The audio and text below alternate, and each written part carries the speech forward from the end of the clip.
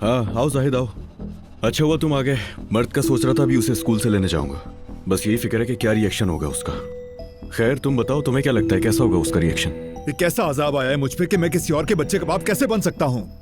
मुझे court notice भेजा है, मुझ पर केस बनाया है उसने। मुझ में बाप बनने की सलाहियत नहीं है, ये बात तुम भी सुन लो मेरे भाई। मुझ पर उस बच्चे का बाप होने का दावा कर रही है कोर्ट में। मुझे तो अब तक यकीन नहीं आ रहा, ऐसा क्यों कर रही है मेरे साथ? वो मुझे अदालत से डराकर मुझसे पैसा ऐंठना चाह रही है, मगर मैं उसे 1 रुपया भी नहीं दूंगा, समझ गए? वो चाहे मुझे सारी दुनिया में बदनाम कर दे, ब्लैकमेल नहीं होगा मैं। कुछ भी कर ले वो, पैसा तो नहीं दूंगा मैं। जिसका वो बच्चा है, जो उसका बाप है, उससे जाकर पैसे ले लेना वो।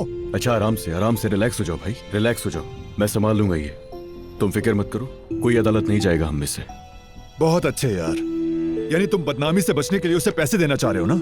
नहीं, उसे उसी के जाल में फंसा दो, मैं तुमसे यही कह रहा हूँ। उसे यही सब चाहिए ना? ठीक है तो करवा लेते हैं टेस्ट। कोर्ट ऑर्डर से नहीं, हम अपने डॉक्टर से करवा लेंगे भाई। और हाँ, जब डॉक्टर हमारा होगा तो जाली रिपोर्ट भी नहीं बनेगी, और जब रिपोर्ट आ जाएगी तो सब क्लियर हो जाएगा। I can't believe it.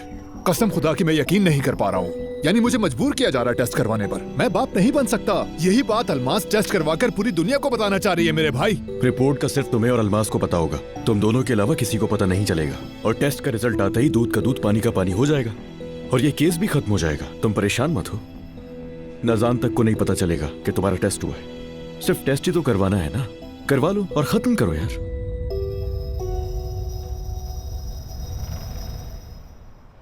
क्या बेटी, वहां तुम एजेंसी में अपना मजे से काम कर रही थी और यहाँ तुम्हारे माँ बाप दरबदर होने वाले थे।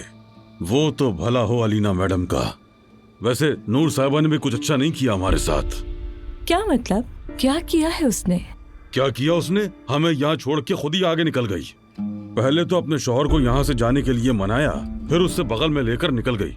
हाँ अच्छा बात सुनो, क्या नूर की हरकत देखी तुमने? हाँ, यहाँ से जाके एक फोन भी नहीं किया तुम्हारी माँ को।